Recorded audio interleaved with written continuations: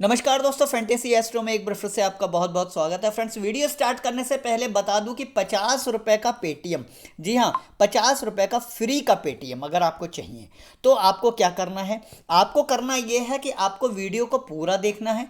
इस वीडियो में एक सवाल पूछा जाएगा और उस सवाल का अगर आपने सही जवाब दिया कमेंट सेगमेंट में आके तो आपको मिलेंगे 50 रुपये पेटीएम। अब कैसे होगा कि भाई देखो, अगर मैंने कोई सवाल पूछा तो उसका जवाब हो सकता है कि बहुत सारे लोग ये वीडियो देखेंगे, आप भी सही दें और कोई और भी सही दे दे।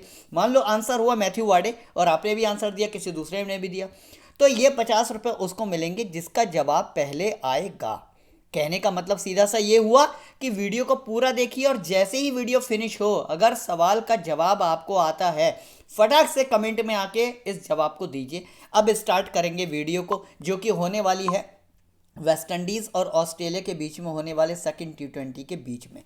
अब क्या है, पहला टी20 हो चुका है तो कंफर्ट लेवल एक ये है कि लगभग प्लेइंग 11 पता है क्या रहने वाली है, तो मैं आपको नहीं दिखाऊंगा, टाइम वेस्ट नहीं करूंगा आपका बिल्कुल भी।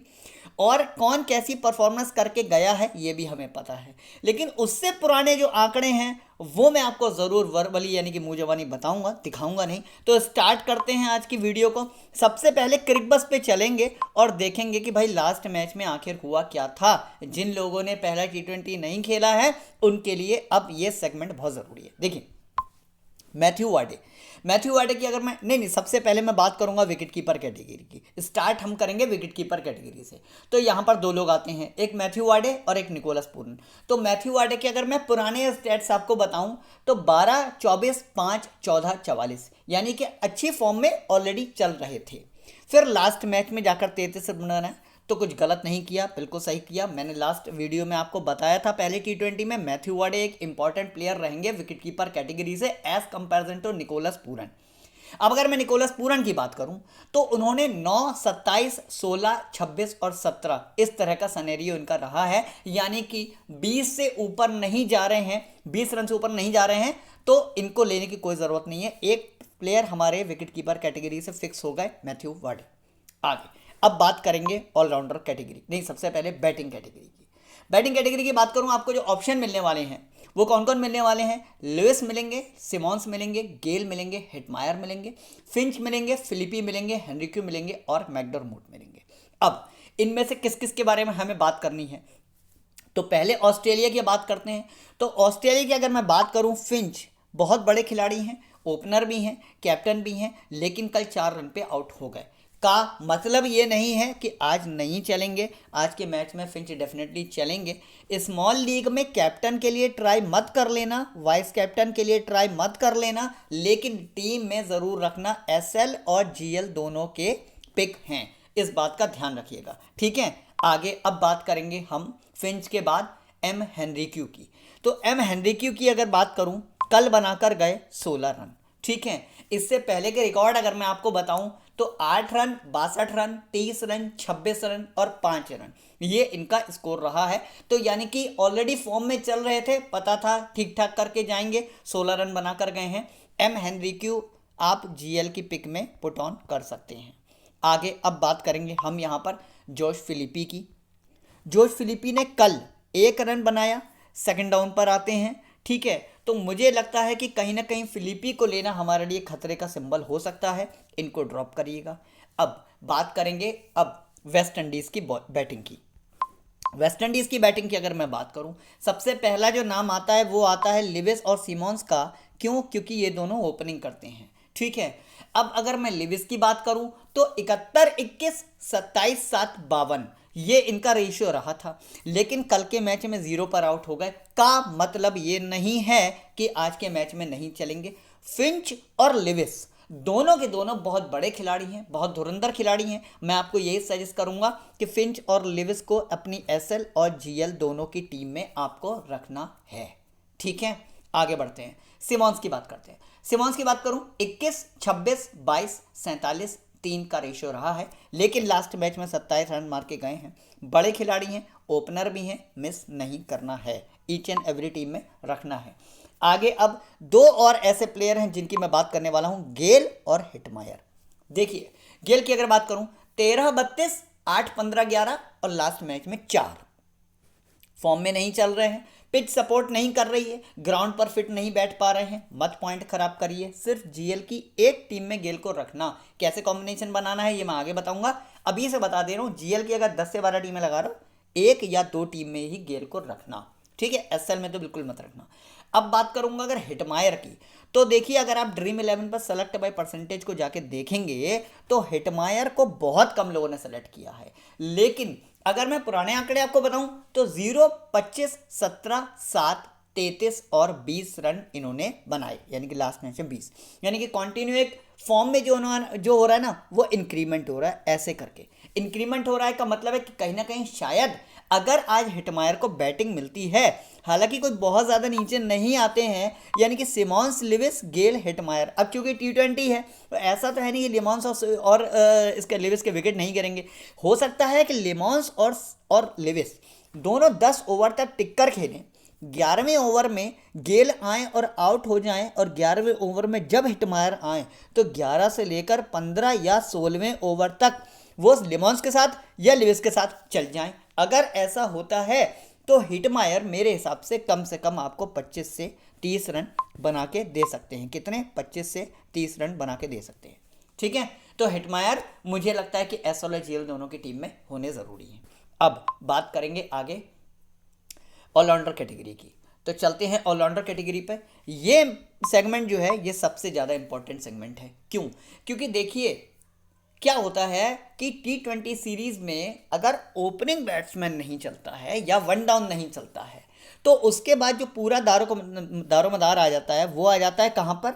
वो आ जाता है यहाँ पर, यानी कि मिचेल मार्श पर, अश्तन अगर पे, डैनियल क्रिश्चियन पे। लेकिन अब चूंकि डैनियल क्रिश्चियन जो हैं वो आ रहे हैं 6 या 7वें नंबर पे, इतनी नीचे बैटिंग आ पाना ऑस्ट्रेलिया के लिए तो फिलहाल बहुत मुश्किल है, क्योंकि इससे ऊपर बहुत बड़े बड़े प्लेयर बाकी रह गए हैं।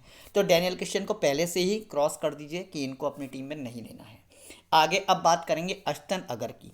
अश्तन अगर को मैं कभी भी एज ए बैट्समैन अपनी टीम में कभी भी नहीं लेता हूँ। अश्तन अगर को मैं लेता हूँ विकेट के लिए। अब अगर मैं लास्ट इनके अगर विकेट परफॉर्मेंस की बात करूँ तो 2, फिर 0, फिर 6, उसके बाद 2, उसके बाद 0, उसके बाद 0, यानी कि लास्ट के 2 मैचेस से तो फिलहाल इन्होंने 0 विकेट लिए हैं।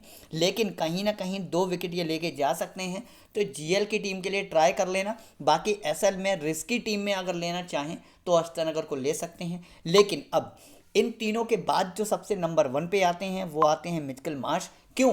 क्योंकि अगर इनकी लास्ट परफॉर्मेंस में आपको बताऊंगा तो 45, 0, 6, 6, 10 और उसके बाद 51, यानी कि सबसे पहले मैं बहुत ज़्यादा बड़ा स्कोर किया, फिर बीच में मिडिल ऑर्डर में नहीं चले, लेकिन लास्ट जो अभी T20 गया है उसमें अगर 51 रन बनाकर गए हैं तो। और फिर दूसरी बात ये भी है कि वन डाउन पर आ रहे हैं। आप ये भी देखिए ना कि वार्डे और फिंच में से कोई भी जैसे ही आउट होगा पूरा भार जो है वो एम मार्श पर आ जाएगा। ये संभाल लेते हैं तो एम मार्श को आपको एसएल और जीएल दोनों की टीम में रखना है। आगे अब बात करेंगे वेस्ट इंडीज़ के ऑलराउंडर की। तो वेस्ट इंडीज़ में आपको कौन कौन ऑलराउंडर मिल जाएगा? यहाँ पर रसेल मिल जाएंगे, फेबियन एलन मिल जाएंगे, और आपको मिल जाएंगे दो आपको यहाँ पर ऑलराउंडर मिल जाएंगे। तो अगर मैं पहले रसेल का आपको बैकग्राउंड बताऊं तो 23, 5, 25, 9, 0, 51 काफ़ी बड़ा स्कोर लास्ट मैच में किया है। हालांकि अच्छे खिलाड़ी हैं, कहीं ना कहीं मैं आपको बोलूँगा कि रसेल को आप एसएल और जीएल दोनों की टीम में आपको रखना चाहिए। आगे अगर मैं बात करूं फेबियन एलन की, तो देखिए फेबियन एलन विकेट भी निकाल के देते हैं, हालांकि विकेट रसेल भी निकाल के देते हैं, लेकिन अब इनको कितने ओवर मिलेंगे इस बात की कोई गारंटी नहीं है। लेकिन फेबियन एलन को मुझे लगता है कि कम से कम कुछ नहीं तो 2 ओवर मिलने चाहिए। तो इस हिसाब से अगर मान लीजिए फेबियन एलन ने 8 से 10 रन बना दिए, मान लो इनकी बैटिंग आ गई, लेकिन आप इनको बैटिंग के परफॉर्मेंस से ना बिल्कुल भी अपनी टीम में मत रखिएगा। रसेल को आप रख सकते हैं कहीं ना कहीं, लेकिन आप फेबियन एलन को ना एज ए बॉलर ही ट्रीट करिए यहाँ पर। तो विकेट की अगर मैं बात करूँ तो 1, 2, 0, 0 और 2, यानी कि लास्ट मैच में ये 2 विकेट लेकर गए हैं। तो कहीं ना कहीं फेबियन एलन आपको विकेट दिलाने में सहायता अगर कर रहे हैं तो टीम में होना इनका ज़रूरी है। अब बात करेंगे आगे बॉलिंग कैटेगरी की। बॉलिंग कैटेगरी की बात करूँ कौन कौन मिलेगा आपको मिलेंगे यहाँ पर ब्रावो मिलेंगे बॉलिंग के लिए। इसके बाद आपको यहाँ पर मिलेंगे ओबिड मैकॉय मिलेंगे आपको यहाँ पर बॉलिंग के लिए। इसके बाद आपको मिलेंगे यहाँ पर एफ एडवर्ड और हेनरी वॉल्श। अब अगर इन चारों के स्टैट्स में आपको बताऊं तो सबसे पहले ब्रावो के बारे में बता दूं कि 3-4-1 और 0 ये रेशियो रहा है। लास्ट मैच में कुछ भी नहीं करके गए, शायद पिच सपोर्ट नहीं कर रही है। मैं ब्रावो को अभी फिलहाल मिस करने वाला हूं एज ए बॉलर। लेकिन अगर यहीं पर मैं ओविड मैकॉय की बात करूं तो 0, 3, 4, 1, 1 और 4 लास्ट मैच में 4 विकेट लेकर गए हैं। तो कहीं ना कहीं मैकॉय जो हैं वो हमारे लिए एक बड़े प्लेयर साबित होने वाले हैं बॉलिंग कैटेगरी से। इनको टीम में रखना बहुत ज़्यादा ज़रूरी है। आगे अगर मैं बात करूं हेनरी वॉश की 0-1-0-0-3 यानी कि कॉन्टिन्यू परफॉर्मेंस इनकी जो है ना वो डाउन जा रही थी, लेकिन सडनली लास्ट मैच में इन्होंने 3 विकेट ले लिए। ये देखकर बहुत सारे लोग इनको अपनी टीम में रखेंगे, बट आप ये गलती मत करना क्योंकि फॉर्म इनकी ठीक नहीं चल रही है। कल अगर ये सडनली 3 विकेट लेकर गए इसका मतलब ये नहीं है कि अच्छी फॉर्म में है। हेनरी वॉश को आप ड्रॉप कर सकते हैं। लेकिन यहीं पर अगर मैं बात करूं एफ एडवर्ड की, तो एफ एडवर्ड जो है उनकी अगर फॉर्म की बात करूं 0-1-0-0-2-0 यानी कि इनकी फॉर्म चल रही है इस तरीके की। और अगर लास्ट मैच में इन्होंने 0 बनाए हैं तो इस मैच में ये कुछ ना कुछ सेकंड 20 में 2 या 1 विकेट लेके जाने की पूरी संभावना है। ठीक है, तो अब आपको पता चल गया होगा किन प्लेयर पे मैंने फोकस किया है और कैसे कैसे हमें टीम बनानी है। तो चलिए चलते हैं टीम बनाने के लिए। तो जैसा कि आप सब लोग जानते हैं फ्रेंड्स कि मैं सबसे ज़्यादा विनिंग मैच ऑन पर करता हूं। मैं सबसे ज़्यादा विनिंग मैच ऑन पे करता हूं क्यों? क्योंकि ये आपको लगता है कि कोई नई ऐप है। जो लोग इस वीडियो को पहली बार देख रहे हैं या पहली बार नाम सुन रहे हैं, ये 4 साल से मार्केट में है और पुरानी मेरी वीडियोस जाके देखिए। ये तो नया चैनल है, पुराना चैनल आपको लिंक दूंगा। तो 4 साल पुरानी ऐप है, ट्रस्टेड ऐप है। मैं 4 साल से यहाँ पर खेल रहा हूँ और बहुत अच्छी विनिंग्स मैं यहाँ पर करता हूँ, इसीलिए आपको सजेस्ट करूँगा कि आप यहाँ पर खेलें। कंपटीशन कम है, जीतने की संभावनाएं ज़्यादा हैं।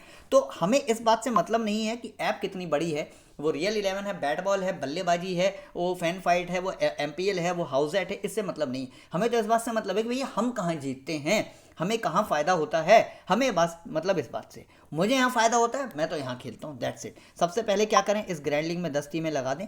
मैं सुबह 5 बजे यानी कि 4:30 बजे आपको ये 10 टीमें दूंगा, ये मेरा वादा है। और आज भी मैंने सुबह उठ के आपको टीम्स दी थी। चलिए बात करेंगे अब क्रिएट टीम की। सबसे पहले विकेट कीपर कैटेगरी बता चुका हूं, वाडे को रखना है, पूरन को नहीं रखना है, फॉर्म में नहीं चल रहे हैं, फ्लेचर शायद खेलेंगे ही नहीं, एलेक्स कैरी नहीं खेलेंगे। ठीक है, बात करेंगे अब बैटिंग ऑर्डर की। यहाँ पर फिंच, लिविस, सिमॉन्स को किसी भी टीम में मिस नहीं करना है, पहले ही बता चुका था। अब आगे आपको एक चॉइस यहाँ पर मैं दे रहा हूँ, चॉइस यहाँ दे रहा हूँ। हिटमायर को मेरा बहुत मन है लेने का, तो अब मैं आपके ऊपर चॉइस छोड़ रहा हूँ कि आप लेना चाहते हैं या नहीं। लेकिन थोड़ा सा ये है कि बैटिंग जो है इनकी आ रही है, हिटमायर की आती है batting, just hold on let me check. Batting आएगी हिटमायर की सेकंड डाउन पे, तो इसका मतलब लेना बनता है। तो हिटमायर को लेने के लिए देखते हैं कौन से प्लेयर को ड्रॉप करना है। अब बात कर लेते हैं पहले ऑलराउंडर कैटेगरी की। लेकिन उससे पहले आपको बता दूं कि जो लोग वीडियो को पहली बार देख रहे हैं और चैनल को सब्सक्राइब नहीं करा है, सबसे पहले सब्सक्राइब का ये बटन दबाकर चैनल को सब्सक्राइब करें। और सिर्फ ये बटन ना दबाएं, ये बटन दबाना अगर आप भूल गए, यानी कि बेल का घंटा अगर आप दबाना भूल गए, तो वीडियो के नोटिफिकेशन आपको नहीं मिलेंगे, आपको नहीं पता लगेगा कि मैं कब वीडियो डाल रहा हूँ। तो ये दबाना बिल्कुल मत भूलेगा। और अगर वीडियो को आपने लाइक कर दिया तो मान के चलिए कि मेरी फीस मुझे मिल गई, और यही मेरी फीस है। ना मुझे पेटीएम चाहिए, ना गूगल पे, ना फ़ोन पे, ना बैंक अकाउंट में पैसा। मेरे पास पैसे की कोई कमी नहीं है, मुझे आपसे पैसे बिल्कुल नहीं चाहिए, बल्कि उल्टा मैं तो आपको दूंगा। कैसे? 50 रुपये पेटीएम आपको मिलेगा इस सवाल का जवाब देने पर कि कल के मैच में, यानी कि जो वेस्ट इंडीज़ ऑस्ट्रेलिया का होने वाला है, टॉप परफॉर्मर कौन रहने वाला है। यानी कि ड्रीम 11 पॉइंटिंग सिस्टम के अकॉर्डिंग सबसे हाईएस्ट पॉइंट किसके होंगे? वो मैथ्यू वार्डे होंगे, वो एरॉन फिंच होंगे, वो लिविस होंगे, वो रसल होंगे, या एम मार्श होंगे? ये जवाब आपको देना है। मतलब जवाब 22 या 25 खिलाड़ी जो भी हैं उन सब में से आप कोई भी दे सकते हैं। ये तो मैंने नाम ऐसे ही ले लिए जो बड़े बड़े नाम हैं। कौन होगा ये जवाब है, मतलब ये सवाल है, और इसका जवाब आपको कमेंट सेगमेंट में आके देना है। कल सुबह 4 बजे से पहले 4 बजे के बाद या 4:30 बजे के बाद कोई भी जवाब अमान्य हो जाएगा, मैं उसको नहीं मानूंगा। अब से लेकर 4:30 बजे तक आप जवाब दे सकते हैं। 2 लोगों का जवाब सेम होने पर जिसका जवाब पहले आएगा उसको ही ये 50 रुपये का पेटीएम मिलेगा। और जो आज 50 रुपये हैं वो इंडिया के मैच में 500 रुपये हो जाएंगे, ये भी आपको बता दूं। तो इस चैनल पर ज़रूर बने रहिएगा। चलिए अब बात कर लेते हैं फाइनली कि भाई मैच ऑन का लिंक कहाँ है और टेलीग्राम का लिंक कहाँ है। तो टेलीग्राम का लिंक यहाँ है, मैच ऑन का लिंक यहाँ है, और मेरी अदर वीडियो का लिंक यहाँ है। तो आप यहाँ से जाकर मेरी किसी भी वीडियो को देख सकते हैं, मेरे टेलीग्राम को ज्वाइन कर सकते हैं, मैच ऑन को डाउनलोड कर सकते हैं। बात करेंगे अब ऑलराउंडर कैटेगरी की। जैसे कि पहले बता चुका हूँ, रसेल और मार्श को नहीं छोड़ना है। फेबियन एलन को ड्रॉप करके हिटमायर को लिया जा सकता है, ये एक पॉसिबिलिटी है यहाँ पे, ठीक है, ऐसा कर सकते हैं, आप चाहें तो करें वरना इसको रिवर्स कर दें। अब बात करेंगे बॉलिंग कैटेगरी की।